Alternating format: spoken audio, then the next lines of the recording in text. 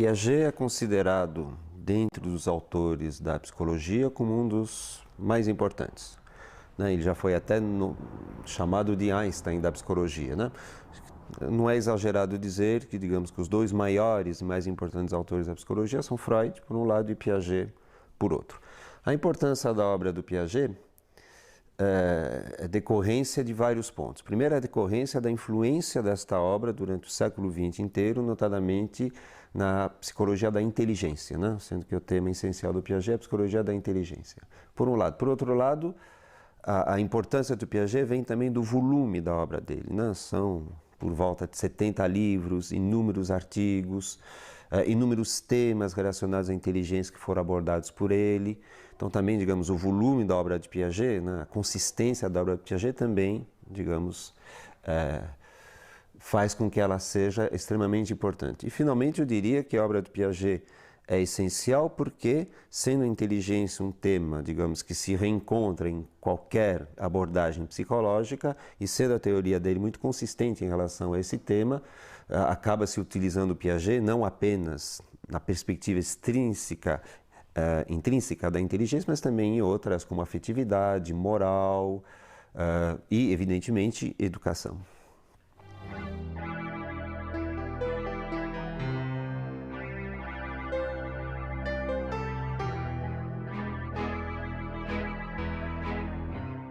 O que Piaget fez? Basicamente, a obra dele trata da questão do desenvolvimento da inteligência e da construção do conhecimento.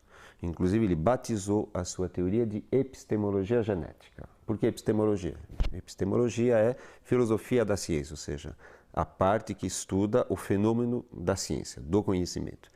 E genética significa uma epistemologia da construção do conhecimento, né? Genética deve ser entendida não no sentido habitual, né, de genética, cromossomos, mas de gênese, ou seja, de evolução. Então a obra dele chama-se Epistemologia Genética e visa responder a uma pergunta básica, que é a seguinte, né?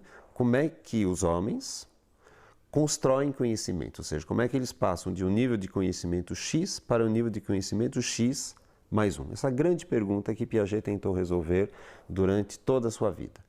Como a criança é o ser que mais evidentemente constrói conhecimento, ele fez essencialmente pesquisa com crianças. Mas a sua pergunta não é de psicologia da criança, a sua pergunta é uma pergunta epistemológica, ou seja, como é que os homens, né, sozinhos ou em conjunto, constroem conhecimento, né? Por que processos, por que etapas eles conseguem fazer isto. Então, por isso que a obra dele é essencialmente baseada na inteligência e na construção do conhecimento.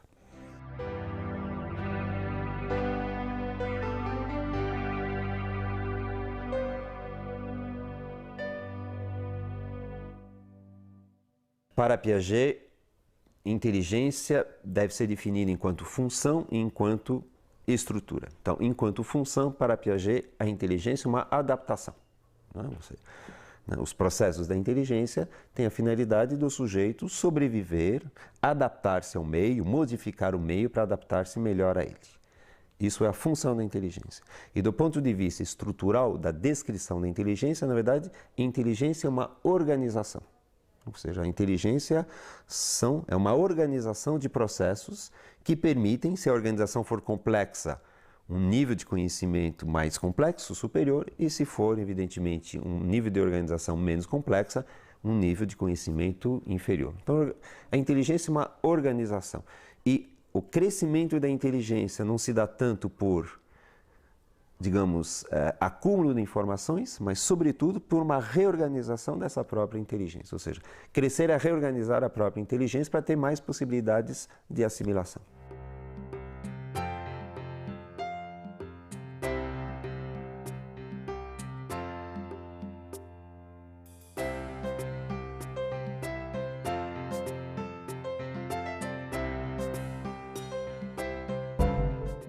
Bem, a obra piagetiana cunhou um número grande de conceitos.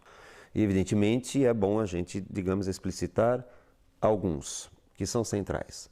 Então, eu começaria pelo conceito de assimilação, né? Piaget retira o conceito de assimilação da biologia e, na sua psicologia, a assimilação significa o seguinte, ou seja, quando uma pessoa vai entrar em contato com o meio, com o objeto de conhecimento, ela retira desse objeto de conhecimento algumas informações, e essas informações retidas são essas e não outras, porque existe uma organização mental. Então, na verdade, assimilação significa interpretação, ou seja, ver o mundo não é simplesmente olhar o mundo, mas é interpretá-lo, assimilar, ou seja, tornar seu alguns elementos do mundo. Portanto, isso implica necessariamente em assimilar algumas informações e deixar outras de lado.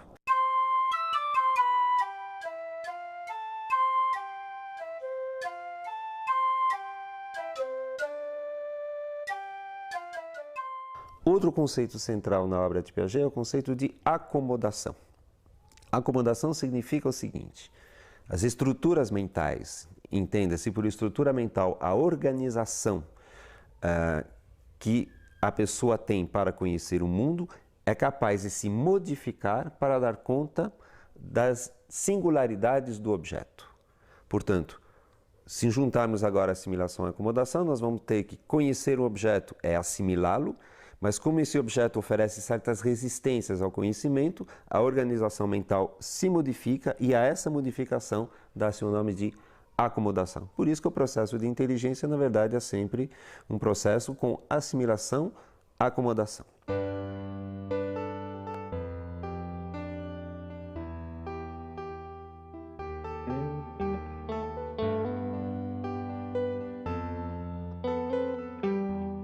Equilibração vem, como seu nome indica, a ideia de equilíbrio, ou seja, o sujeito que entra em contato com um objeto novo pode ficar em conflito com esse objeto novo, no sentido de desequilibrado, né? Na verdade, a equilibração serve aqui de metáfora, né?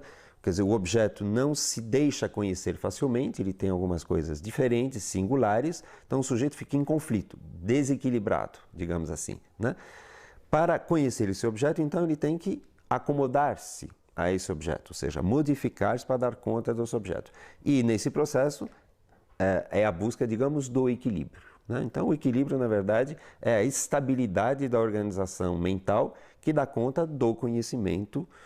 Daí, inclusive, até o fato de o conceito de equilibração ser central se dá pelo fato do crescimento da inteligência se dá por desequilíbrio, reequilibração, desequilíbrio, equilibração. É um processo dinâmico, né? O equilíbrio, por isso que, inclusive, Piaget gosta da palavra equilibração e não equilíbrio.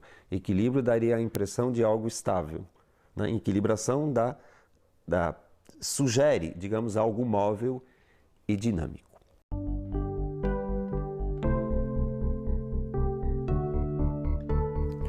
Mas dois conceitos eu acho, embora não tão conhecidos de Piaget, mas essenciais, são os conceitos de abstração empírica e abstração reflexiva. Isso é central em Piaget pela seguinte razão. A abstração empírica são as informações que eu retiro do meu objeto do conhecimento. Então, por exemplo, eu olho um quadro e abstraio desse quadro, ou desse pêndulo, ou dessa câmera, eu abstraio algumas informações. É uma abstração empírica porque eu estou retirando informações do objeto do conhecimento. Porém, nesse processo de eu retirar informações do objeto de conhecimento, eu também posso pensar sobre a minha maneira de me relacionar com esse objeto de conhecimento, ou seja, com as ações que eu faço sobre esse objeto de conhecimento. A abstração reflexiva é justamente as informações que eu retiro não do objeto, mas da minha ação sobre o objeto. Então, por exemplo, se eu pego um livro e sopeso esse livro, comparo esse livro com um outro mais pesado, menos pesado, eu tenho uma abstração empírica que é o peso dos livros. Mas eu tenho uma abstração reflexiva que é o fato de eu estar comparando, pensar sobre o meu agir. E para Piaget, a construção do conhecimento se dá por abstração empírica e também por abstração reflexiva, ou seja, o desenvolvimento da inteligência se dá muito a partir do processo da criança pensar sobre o mundo e pensar sobre a sua ação sobre o mundo, ao que se chama de abstração reflexiva.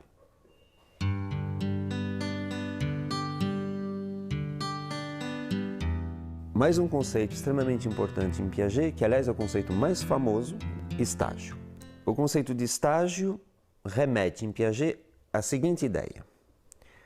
O desenvolvimento da inteligência não é um desenvolvimento linear, ou seja, simplesmente por acúmulo de informação, mas é um desenvolvimento que se dá por saltos, por rupturas, né? E os estágios representam justamente uma lógica da inteligência que será superada radicalmente por um estágio superior, apresentando uma outra lógica do conhecimento. Então, os estágios significam que, por um lado, a inteligência dá saltos, ou seja, a inteligência muda de qualidade. Cada estágio representa uma qualidade dessa inteligência. Os estágios significam também que a sequência do desenvolvimento da inteligência necessariamente passa por esses estágios, nenhum deles pode ser pulado. Os estágios podem ser divididos a rigor de várias maneiras, depende da fineza, depende da complexidade que a gente quer dar à questão. Mas os grandes estágios que Piaget definiu foram 3. O primeiro estágio chamado de sensório-motor, que vai de 0 a por volta de 24 meses, 2 anos de idade. Após esse estágio, um novo estágio que se chama de pré-operatório. Esse estágio pré-operatório vai, em média, de 2 anos de idade a 7 anos de idade. Após esse segundo estágio, vem o terceiro e último, chamado de estágio operatório. Então, esse estágio operatório vai de 7, 8 anos de idade até o fim. Dentro do estágio operatório, Piaget fez uma divisão entre operatório concreto e operatório formal, sendo que o operatório concreto vai de 7 a 11, 12 anos de idade em média, e o operatório formal, que é o mais evoluído de todos, de 12 anos em diante.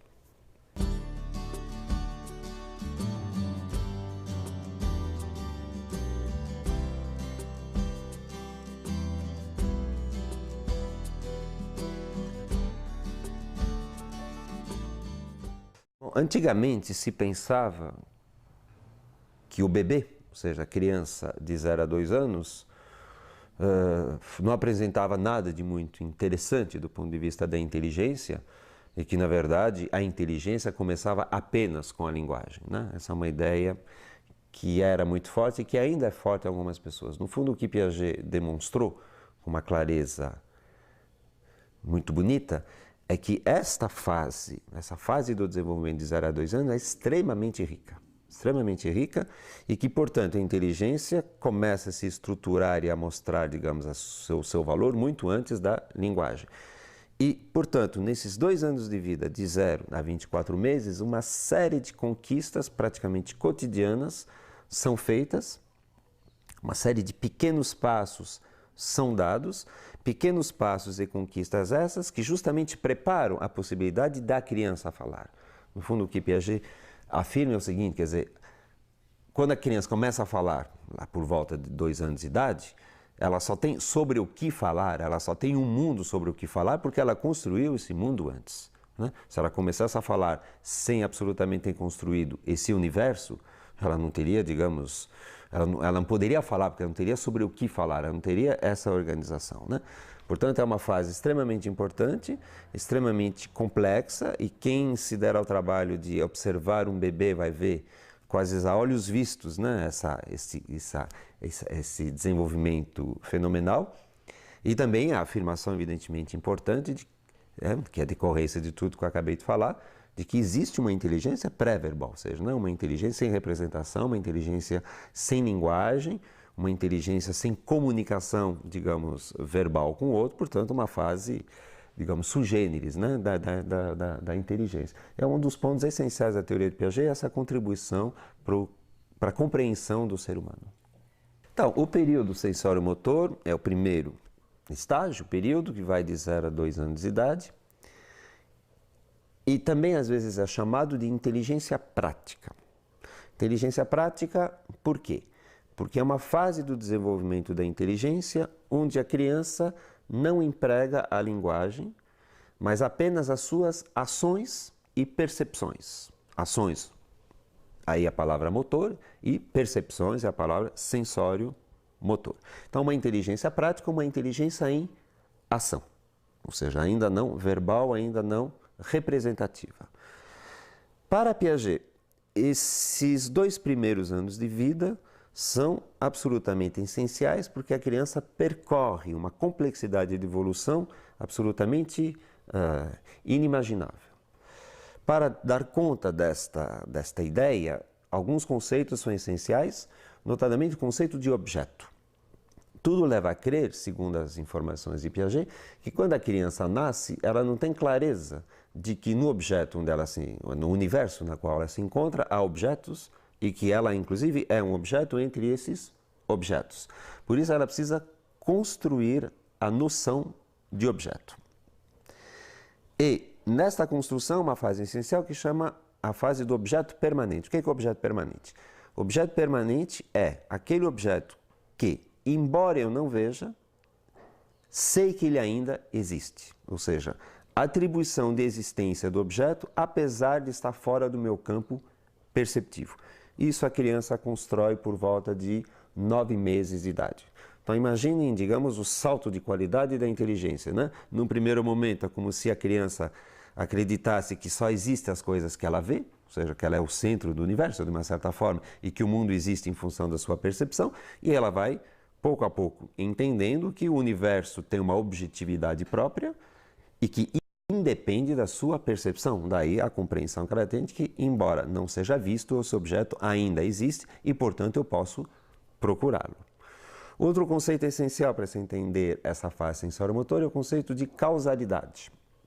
Ou seja, o que é causalidade? Entender que os objetos do mundo, e a criança como um objeto nesse mundo, esses objetos interagem entre si e causam efeitos entre si.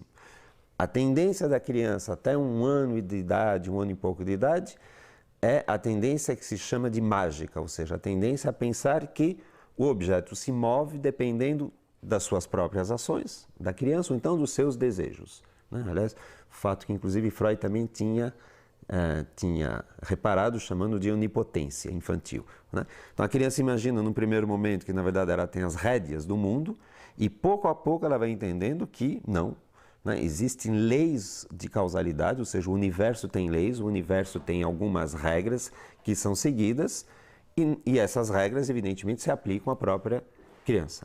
Então, a construção da ideia de causalidade, a construção do objeto e também do tempo e também do espaço, que se dá nesses 2 anos de vida, digamos, faz com que a criança consiga, num primeiro momento, ter uma objetividade do universo. Essa objetividade depois será reconstruída no nível da linguagem. Mas o período sensório-motor é essencialmente construção do universo, construção do real, lidando com esse real apenas através das percepções e das ações. Uma das conquistas importantes por volta de 9 meses, aliás, na mesma época da construção do objeto permanente, é a diferenciação entre meios e fins. Então imagina a seguinte situação, você mostra uma bola para a criança, ela quer pegar essa bola, mas você coloca essa bola, digamos, atrás de um anteparo. Atrás de um anteparo, portanto ela não pode pegar esta bola diretamente. E veja que interessante. Essa criança que tem 5, 6 meses, ela sabe muito bem pegar uma almofada, digamos que um anteparo seja a almofada, e evidentemente pegar a bola, mas não lhe ocorre a seguinte sequência que qualquer um de nós faria e que ela fará quando tiver 9, 10 meses, desculpe, né? É tirar a almofada da frente para pegar a bola que está atrás. Isso que se chama diferenciação entre meios e fins, ou seja, retirar a almofada é um meio, cujo fim é pegar a bola. Então veja bem, o que falta à criança de 5, 6 meses não é saber pegar a almofada, ela já sabe. Não é saber pegar a bola, ela já sabe, mas é, digamos, hierarquizar essas duas condutas, né? Ou seja, associar essas duas condutas. Né? Por isso que eu falei o tempo todo que inteligência é organização. Na verdade, a conquista da criança, quando ela vai descobrir a possibilidade de meios e fins, vai ser justamente uma nova organização da inteligência. Como se ela dissesse, eu posso pegar isso para depois pegar aquilo. Não é a habilidade que faltava, era a compreensão de que uma ação pode servir de meio para outra, que então é fim. Então essa passagem, digamos que dá por volta de 9, 10 meses, uma passagem importante do desenvolvimento da inteligência. Outro exemplo agora ligado ao espaço. A configuração espacial é, por exemplo, a criança perceber que um determinado objeto tem 3 dimensões. Exemplo, quando a criança é bem pequenininha, por volta de 2, 3 meses, ela sabe já reconhecer uma mamadeira, né? Ela está acostumada a uma mamadeira. Mas se você apresentar a mamadeira pelo avesso, ou seja, não o bico para cima e o fundo da mamadeira, ela não lhe ocorre, digamos, virar essa mamadeira. É como se ela não a reconhecesse. E já por volta de 1 ano de idade, você vai ver a criança que, embora ela veja a mamadeira apresentada a ela pelo avesso, ela reconhece a mamadeira e, né, com um gesto, ou seja, ela conseguiu situar o objeto agora dentro do espaço. Ou seja, né, ver que, dependendo da posição, o que está na frente pode estar atrás, o que está atrás pode estar na frente. Eu daria um último exemplo também importante do ponto de vista da causalidade, né, a qual já me referi um pouco, é justamente a ideia da mágica, né? Ou seja, às vezes a criança pequenininha no seu berço, lá com 3, 4 meses, ela mexe alguma coisa e por acaso, digamos, acende a luz. Totalmente por acaso. Então, ela tende a achar que foi a sua ação que fez com que a luz se acendesse, então ela vai repetir essa ação até, evidentemente, cansar, porque ela não dá êxito. Ou seja, a criança pequena tende a achar que são as suas ações que promovem, que causam, digamos, as transformações no universo. Pouco a pouco ela vai entender que não, esse universo é regido por leis objetivas e ela vai, digamos, situar-se objetivamente naquilo que realmente ela causa e aquilo que ela simplesmente não causa ou até é causada.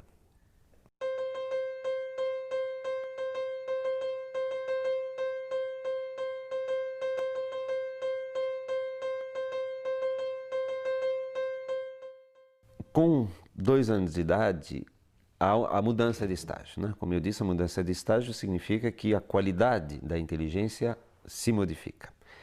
Então, Piaget cunhou o nome de estágio pré-operatório. Mas também poderíamos chamar esse estágio de estágio da representação. Então, o conceito essencial desse estágio é de representação. O que é representação?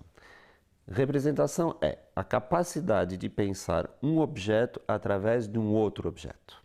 Então, por exemplo, se eu falo a palavra casa, eu estou utilizando esse som, casa, para remeter a algo que não é esse som, evidentemente, mas que é o objeto casa, né? Então, isso que se chama de representação, ou seja, eu apresento de novo um determinado objeto através de um substituto desse objeto. Vou dar um exemplo deste comportamento novo que aparece por volta de 1 ano e meio, 2 anos de idade. Um exemplo que Piaget não pesquisou, mas que é totalmente coerente com a teoria de Piaget, que é o reconhecimento no espelho, né? Uma criança por volta de 1 ano gosta de olhar espelho, fica na frente do espelho, mas os seus comportamentos nos levam a crer que ela não se reconhece no espelho. Ou seja, ela olha a imagem que ela vê, que é a sua, como se fosse a imagem de uma outra criança, como se fosse a imagem, ou seja, não uma imagem que diga respeito a ela mesma. Tanto é verdade que se você fizer uma manchinha de tinta na testa da criança, não lhe ocorre, digamos, passar a mão para retirar essa mancha. Ora, por volta de 1 ano e meio, 2 anos, justamente na passagem do sensório motor para o próximo estágio pré-operatório, a criança se reconhece no espelho.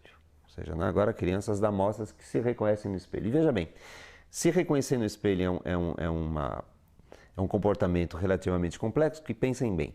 Reconhecer-se no espelho implica pensar que esta imagem que eu vejo sou eu e não sou eu ao mesmo tempo. Sou eu porque me representa, mas não sou eu porque eu estou aqui e eu não estou lá. Então, na verdade, eu estou duplificado, se eu posso dizer assim. Ou seja, eu estou aqui e estou em imagem. Isso que é a representação, ou seja, conseguir pensar o mundo através de imagens deste mundo. E a criança, por volta de 2 anos, entra nesse mundo da representação, cujos comportamentos são, por exemplo, o desenho, o brincar de fazer de conta, o reconhecimento no espelho, a imitação que se chama de imitação diferida, ou seja, você vê algo e você imita esse algo, digamos, 24 horas depois, o que mostra bem que aquilo ficou em imagem, e A prova mais, digamos, elaborada disso é a capacidade de utilizar, de empregar a linguagem. Então, realmente muda a qualidade da inteligência, isso é essencial em Piaget, porque a inteligência que antes era limitada às ações, agora vai ser, evidentemente, ainda uma inteligência em ação, mas agora uma inteligência em representação. Aí a isso, Piaget deu o nome de pré-operatório, porque pré-operatório significará o seguinte, ou seja, a criança trabalha com representações, mas agora terá todo um trabalho de assimilação, acomodação, equilibração, de organizar essas representações num todo coerente. Ou seja, né? E as operações significam justamente a capacidade de organizar esse mundo das representações de uma maneira coerente e estável. Isso somente acontecerá no período operatório, que começa por volta de 6, 7 anos de idade. Na verdade, Piaget, e isso é interessante, ele dá o nome de pré-operatório a essa fase. Portanto, Piaget insiste, sobretudo na obra dele, sobre as lacunas e as dificuldades dessa fase que serão superadas na fase operatória do que as características, digamos, positivas dessa fase, né? Isso é, digamos, é o sotaque da teoria de Piaget. Mas em termos de pontos essenciais que ilustram bem essa fase, eu faria a eleição dos seguintes temas. Bom, como já foi falado, é a linguagem. Ou seja, a criança entra no mundo da linguagem e concebe uma competência discursiva, digamos, bastante grande durante essa fase toda. Então, a linguagem, digamos, é um dos pontos mais importantes que permite uma socialização da inteligência, como diz Piaget, né? Piaget atribui à socialização muito pouca eficiência, digamos, no período sensório-motor, mas agora, graças à linguagem, é uma socialização da inteligência, porque a linguagem permite a comunicação. Então, a linguagem é um tema importante. Acho que um tema também que seria importante salientar dessa fase, que é a entrada da criança no mundo da moralidade. É nessa fase que a criança entra no mundo dos valores, das regras, das virtudes, do certo, do errado, enfim. E isso, evidentemente, é um ponto extremamente importante. Não se pode falar em moral numa criança de 0 a 2 anos, ou até 3, mas por volta de 4 anos a criança penetra no mundo da moralidade. Isso, evidentemente, é, digamos, uma decorrência extremamente rica e séria, digamos, desta fase. Um terceiro conceito muito associado a essa fase é um conceito perigoso que até Piaget até se arrependeu de ter utilizado, mas é o conceito de egocentrismo.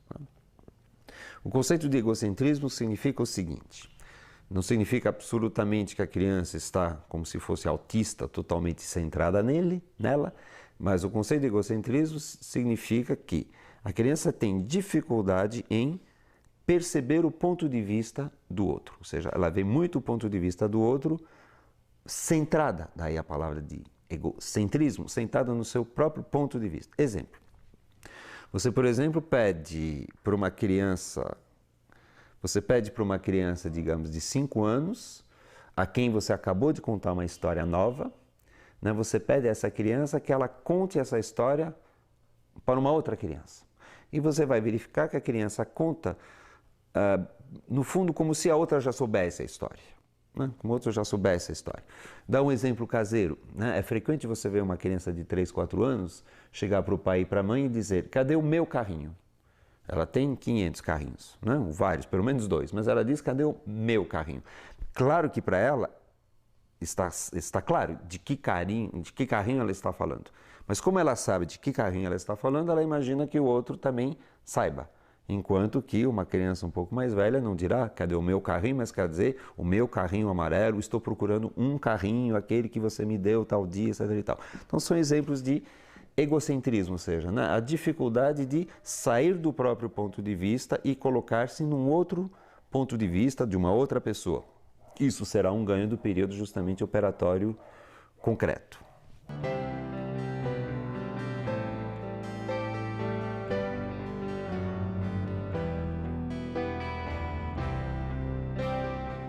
Então, veja bem, o que é interessante na teoria de Piaget é que ele vai chamar uma determinada fase de pré-operatória e a fase sucessiva de operatória. Portanto, a questão da operação é central. E, como eu disse, Piaget vai ver na fase pré-operatória essencialmente o que falta para a criança ser operatória.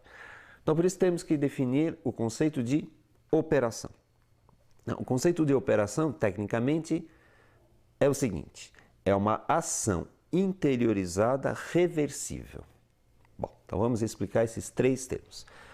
Ação significa ação, ou seja, manipular o mundo, trabalhar o mundo, agir sobre o mundo. Isso, a ação existe evidentemente desde o nascimento. Mas é ação interiorizada. Portanto, é ação através da representação, que significa ação interiorizada. Agora eu vou mexer no mundo, mas através da representação deste mundo. Então, uma coisa é eu pegar essa câmera e colocar em outro lugar, é ação. Ação interiorizada será eu imaginar colocar esta câmera em outro lugar, mas não colocar essa câmera. Estou imaginando que eu estou fazendo isso através das imagens que eu tenho desta câmera. No sensório motor, a criança tem ação. No pré-operatório, a criança tem ação interiorizada. E no operatório, ela tem ação interiorizada reversível. E reversível significa o seguinte: é a possibilidade de, em imaginação, na cabeça, de forma interiorizada, pensar a ação e a anulação dessa mesma ação. Ou seja, reversível significa eu posso pensar o que eu fiz e voltar exatamente ao ponto de partida, sem cometer contradições. Uma criança pré-operatória justamente não consegue isso. Não consegue isso. Exemplo, você pergunta para uma criança de 5 anos de idade: daqui até Campinas tem quantos quilômetros? Vamos imaginar que ela saiba a resposta, ela vai dizer 100 quilômetros. Ou seja, né? Ela não está indo até Campinas, ela está parada pensando. Então, de São Paulo a Campinas, há 100 quilômetros. Aí você pergunta para ela a reversibilidade. A reversibilidade, no caso, seria o quê? Agora vamos pensar de Campinas para São Paulo.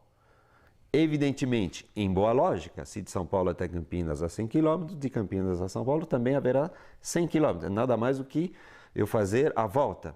Só que a criança pequena dirá, não sei. Outro exemplo clássico da teoria de Piaget é a questão da parte do todo. Uma criança pequena poderá entender que ela mora, digamos, num bairro, né? Digamos Butantã. Ela sabe também que mora num lugar chamado São Paulo, mas terá muita dificuldade em entender que Butantã é dentro de São Paulo. Se ela está pensando em Butantã, quando ela está pensando em São Paulo, é São Paulo. Nessa mesma linha, se você pergunta para uma criança, tem mais rosas ou tem mais margaridas? Digamos que tem essas flores na frente dela e que tenha mais rosas, ela vai dizer tranquilamente, porque a percepção basta para isso, ela vai dizer que tem mais rosas do que margaridas. Mas aí você faz a seguinte pergunta para ela: o que tem mais? Flores, significa o conjunto das margaridas mais as rosas, ou mais rosas? Aí você está pedindo para ela comparar o todo, que é juntar margaridas e rosas, com a parte, que é separar margaridas e rosas e ficar apenas com as rosas. E a criança não sabe responder, ou então responde frequentemente, tem mais rosas. Ou seja, o pré-operatório é, sintetizando, ação interiorizada, mas ainda não reversível. Entenda-se, não reversível, ainda não com a organização lógica dessas representações. O período operatório será justamente a conquista dessa organização lógica do pensamento que permite chegar à verdade sem contradições. Olha, um aspecto importante da passagem do operatório, do pré-operatório para o operatório, é o sentimento de necessidade. Vamos dar um exemplo. Uma criança pode até aprender, decorar, que, por exemplo, se daqui até Campinas dá 100 quilômetros, que também de Campinas até São Paulo dá 100 quilômetros. Tá? Ela pode até saber isto. Só que no pré-operatório, esse conhecimento é para ela apenas provável. Ou seja, ela poderá... E se alguém disser para ela, gozado, eu não acho que seja 100 quilômetros, fala, então talvez não seja. Ou seja, ela tem até a resposta correta, ela pensa a resposta corretamente, mas para ela isso ainda não é uma certeza. Em compensação, essa mesma criança, quando estiver no operatório, na fase operatória, ou seja, a partir de 7 anos de idade, aquilo será necessário para ela. Ou seja, né? Na verdade, uma das dicas do pensamento operatório em relação ao pensamento pré-operatório é o seguinte: no pré-operatório as coisas são prováveis. No operatório as coisas serão necessárias. Necessárias, evidentemente, se deduzidas a partir de um raciocínio. Então você pode até, eu diria, enrolar, né, uma criança sobre coisas lógicas quando ela tem 5, 6 anos, não mais quando uma criança tem 7, 8. Se você falar, olha, daqui até Campinas tem 100 km, mas de Campinas para lá tem menos, ela vai dizer, bom, tem truque nisso. Você tá gozando de mim, tem algum truque.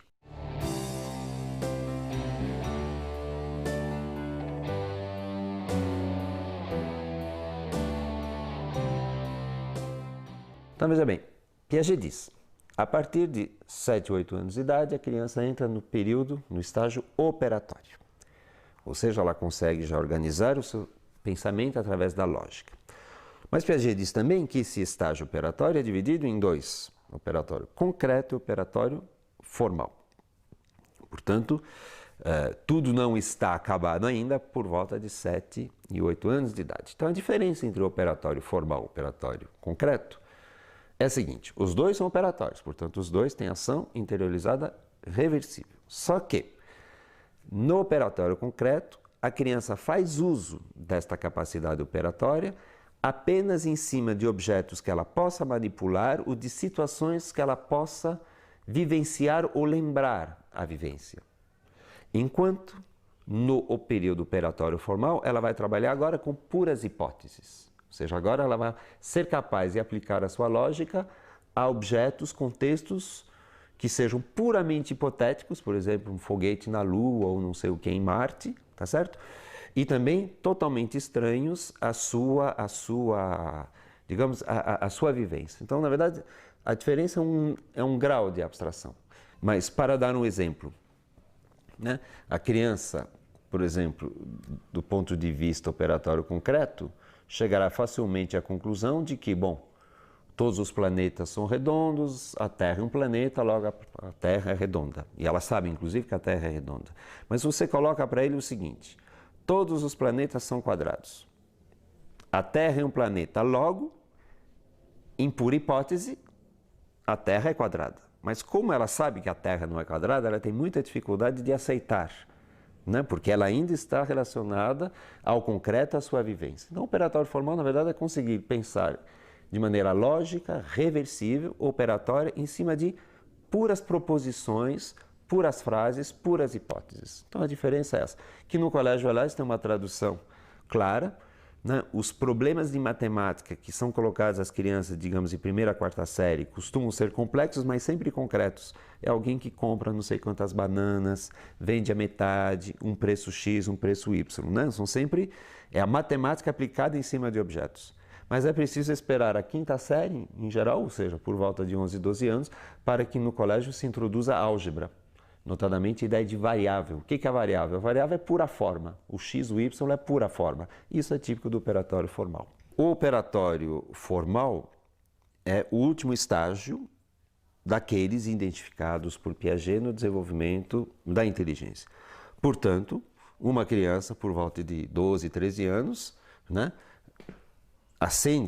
constrói esse pensamento operatório formal, que é o nosso dos adultos. Claro, mais elaborado, digamos, com mais conteúdos, mas, quer dizer, a criança de 12, 13 anos é capaz de pensar sem cometer contradições através de hipóteses, com hipóteses. E nós também.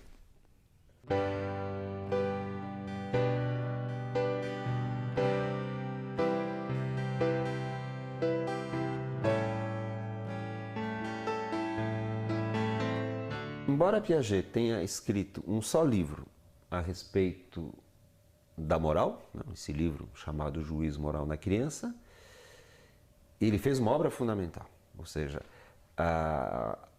o livro Juízo Moral na Criança, as pesquisas e a teoria deste livro são até hoje atuais e deram base para uma série de pesquisas, notadamente nos Estados Unidos, ou seja, é um livro fonte de uma série de pesquisas e teorias, né? E nesse livro, na verdade, Piaget diz uma coisa nova para a época.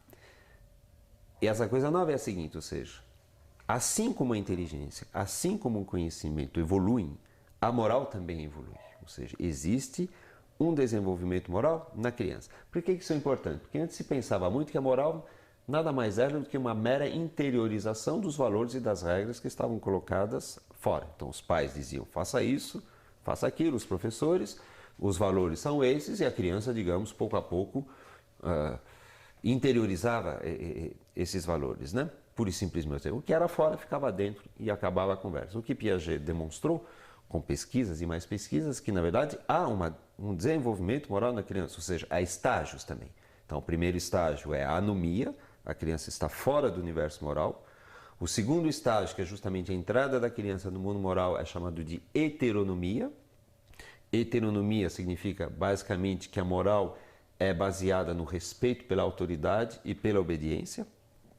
E essa fase de heteronomia depois é superada por uma fase chamada autonomia, onde agora a legitimação da moral não se dá mais pelo respeito pela autoridade, pela obediência, mas sim pelo contrato, pelo respeito mútuo, pelas relações e reciprocidade. Então a importância desse livro foi mostrar que também a moral evolui e existe, digamos, uma participação ativa da criança na construção da sua própria moral. Então vamos dar um exemplo. Você pergunta para uma criança de 5, 6 anos, quem é mais culpado?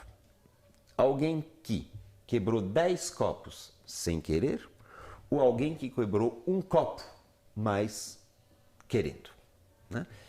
O que está em jogo aqui é o tamanho do dano material, 10 copos versus um copo, e a intencionalidade.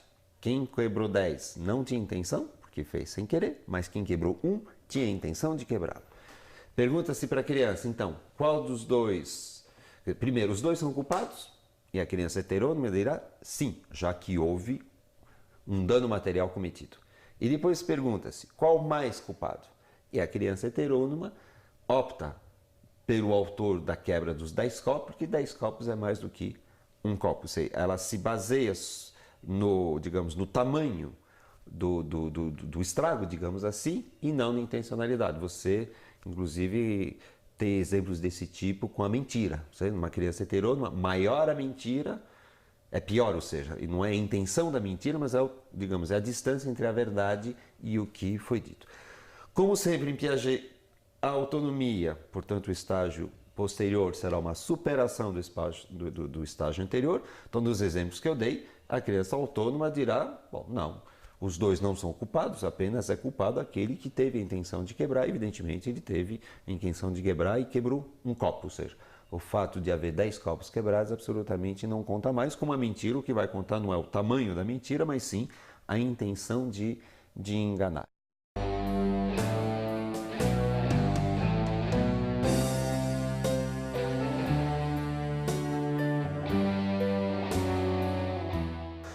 Às vezes acontece uma confusão que é a seguinte, ou seja, pensar que Piaget foi um educador ou que Piaget tem uma obra pedagógica.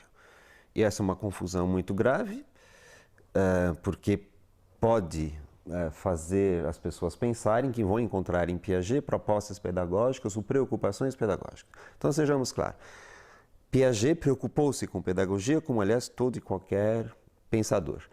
Mas a obra dele não é de pedagogia, né? A obra dele é sobre a pergunta como os homens constroem o conhecimento e, especificamente, como a criança constrói conhecimento, né? Essa é a pergunta dele. Ele escreveu um texto ou outro sobre pedagogia, dizendo sempre claramente para os professores, olha, o meu texto sobre pedagogia vai ser, na verdade, eu apresentar a minha teoria sobre o desenvolvimento infantil.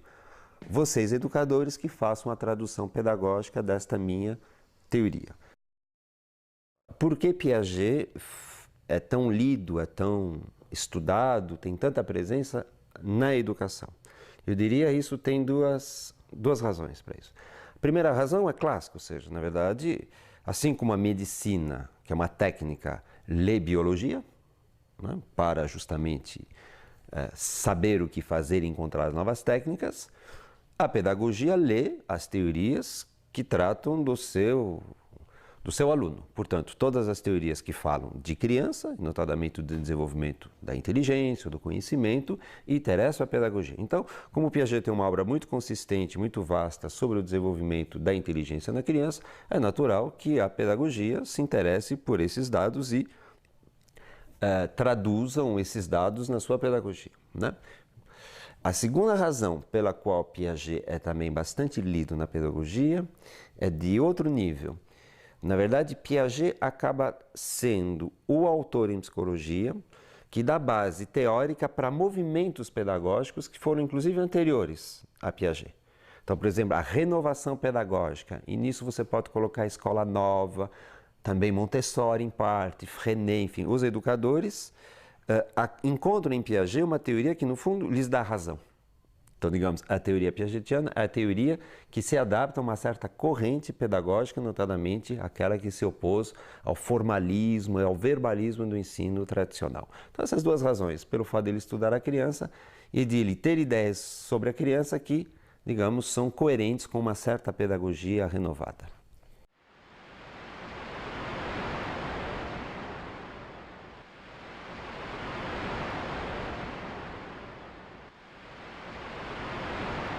Piaget utiliza a palavra construção, até que tem um livro dele chamado Construção do Real. E ele diz que a sua pedagogia, esquece isso, que a sua psicologia e a sua epistemologia também, é uma epistemologia construtivista. Então Piaget, sim, cunha e se considera um construtivista. Mas evidentemente, construtivista com todos os conceitos piagetianos. Só que a palavra construção também é uma metáfora, ou seja, em Piaget ela tem uma definição muito clara, mas ela pode ser utilizada como metáfora. Tanto é verdade que hoje há muitas perspectivas construtivistas que não são muito claramente construtivistas, por um lado, e por outro lado, não necessariamente piagetianas. A palavra construtivismo acabou ficando muito mais ampla do que especificamente a teoria piagetiana. Então hoje você tem, dentro da educação, perspectivas construtivistas que utilizam Piaget, sim, mas podem utilizar Vallon, podem utilizar Vygotsky, ou então sub-áreas, tipo Emília Ferreiro, etc. e tal, né? Ou seja, embora a palavra construtivista tenha sido cunhada por Piaget, não é necessariamente esta mesma definição de construtivismo que você vai encontrar nas escolas hoje.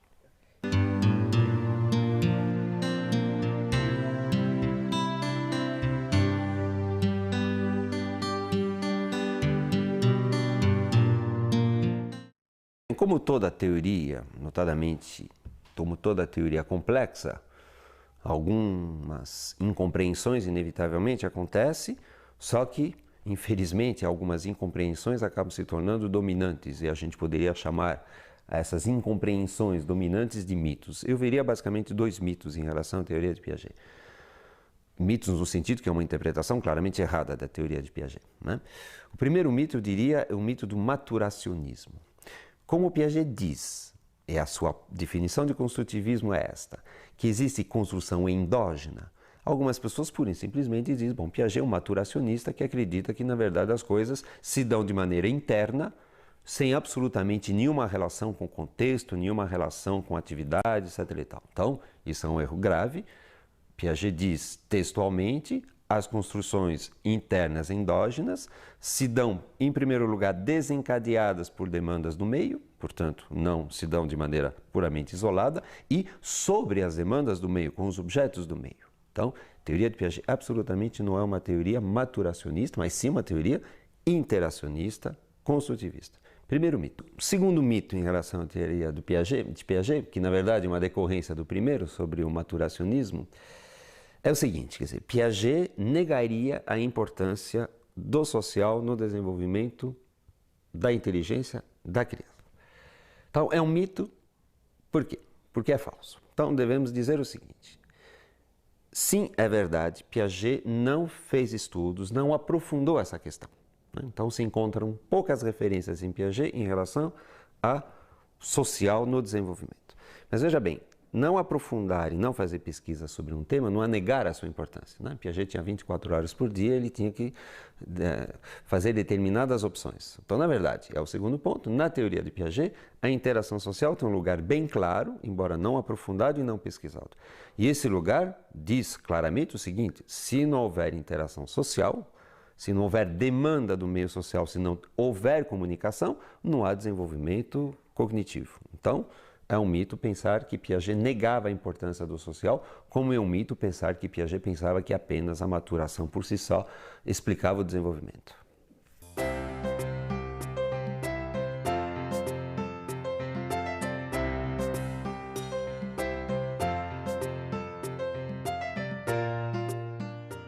Quanto ao método de Piaget, o método de Piaget é basicamente um só, ou seja, ele cria situações-problemas, ou seja, situações que devem ser resolvidas.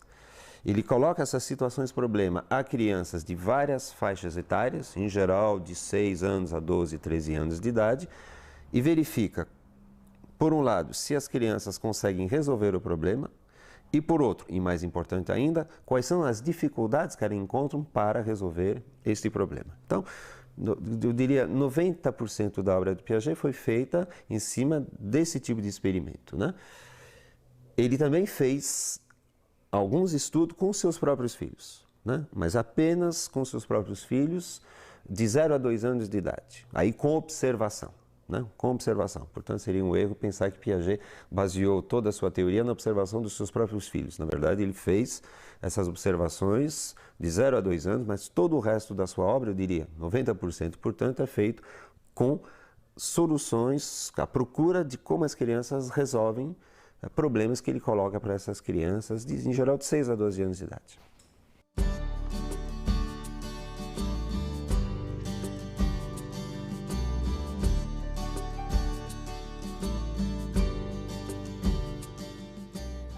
Hoje, 20 anos após a sua morte, isso já não é mais verdade, né? Ela continua sendo extremamente importante, mas hegemônica não. Primeiro houve o redescobrimento de Vygotsky, né, que em geral não era um autor conhecido na época em que Piaget trabalhava, também um certo reviver da teoria de Vallon. Também existe, digamos, as ciências cognitivas. Eu diria, hoje a psicologia do desenvolvimento vive mais uma fase de, digamos, de difusão das ideias, de não concentração, né? Eu diria que a psicologia do desenvolvimento vive um momento de turbulência. Nenhuma visão pode ser considerada hegemônica, tampouco a de Piaget, mas também não se sabe muito bem em direção ao que essa área vai. Então ela foi dominante, sim. Hoje em dia, não. Há contestadores dessa teoria, claro. Há dois tipos de contestadores. Aqueles que dizem, bom, Piaget errou, ou seja, aquilo que ele diz não é verdade. Mas também há os contestadores de um tipo um pouco diferente, que diz, bom, o que Piaget disse está muito bom, não está errado, mas a rigor tem tanto mais coisa para dizer, até coisa mais importante, então, a rigor não precisam nem ler o que Piaget escreveu. Não, ou seja, uns podem contestar Piaget porque ele errou, e outros podem contestar Piaget porque ele falou coisas certas, mas não essenciais. O essencial estaria em outro lugar. Então, a hegemonia hoje não há mais. O que é bom, aliás, a hegemonia nunca é saudável, sobretudo em ciência.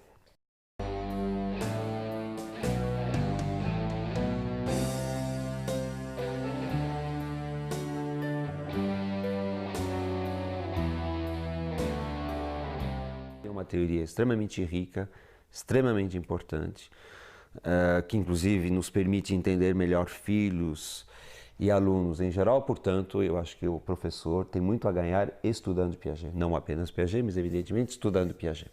É uma obra enorme, 70 livros. Que livros ler? Então, evidentemente, é uma opção pessoal. Eu diria, para ler Piaget é preciso ir com paciência, não é um texto que vai se entregar muito facilmente. Eu sugeriria que o primeiro livro que se lesse sobre Piaget fosse O Nascimento da Inteligência na Criança, que fala do período sensório-motor, mas eu diria mesmo para alguém que não se interessa, porque o seu trabalho não é com crianças dessa faixa etária, é o livro onde Piaget explicita muito claramente o seu construtivismo. Então eu diria, o melhor livro para se começar a ler Piaget é O Nascimento da Inteligência na Criança. Após isso, eu diria dois outros que formam a trilogia, né, do sensório-motor: A Construção do Real na Criança, para entender a construção do conhecimento nessa faixa etária, e as ideias básicas de Piaget estão lá, e A Formação do Símbolo na Criança, que é justamente o estudo da passagem para representação. Então, Nascimento da Inteligência na Criança, A Construção do Real na Criança e A Formação do Símbolo na Criança, 3 livros que eu acho São 3 clássicos da psicologia e eu acho absolutamente necessários para se compreender Piaget. Além disso, eu aconselharia a leitura de um livro árido, mas que também coloca muito claramente a teoria piagetiana, que é a da lógica da criança, a lógica do adolescente, né? Texto de pesquisa onde justamente ele vai ver como é que as crianças de 5, 6, 7 até 12, 13 anos resolvem, à sua maneira, ou deixam de resolver os mesmos problemas, né? Notadamente é um livro que explicita muito bem o que é o operatório formal. Não poderia deixar de aconselhar também a leitura do Juízo Moral na Criança, um livro extremamente rico, como eu disse, único na obra de Piaget, porque a moral não é o seu tema, mas extremamente produtivo em termos do pensamento nesta área durante o século XX, então o Juízo Moral na Criança. E se forem me pedir livros assim, digamos, mais de resumo, eu aconselharia a Psicologia da Criança, que Piaget escreveu com Ian Elder, e um livrinho muito simpático, muito simples, e que em geral frequentemente é um livro de iniciação a Piaget, que é os 6 estudos de psicologia, né? Mas há tantos outros, mas eu acho que essa lista já está bem razoável. Eu acho que a teoria de Piaget, notadamente para quem lida com criança, pode ser pai, mãe e pode ser professor, ajuda muito a entender os comportamentos da criança, né? Às vezes você vê coisas que você poderia até desprezar, mas tendo lido Piaget, diz, olha que coisa interessante, olha que momento importante do desenvolvimento. Acho que ele instrumentaliza para você entender a criança, não apenas do ponto de vista da sua inteligência, mas também do ponto de vista das decorrências do desenvolvimento da sua inteligência, sua moral, sua personalidade. Eu acho que é realmente uma teoria que, de fato, instrumentaliza para você entender o que é uma criança e lidar com uma criança.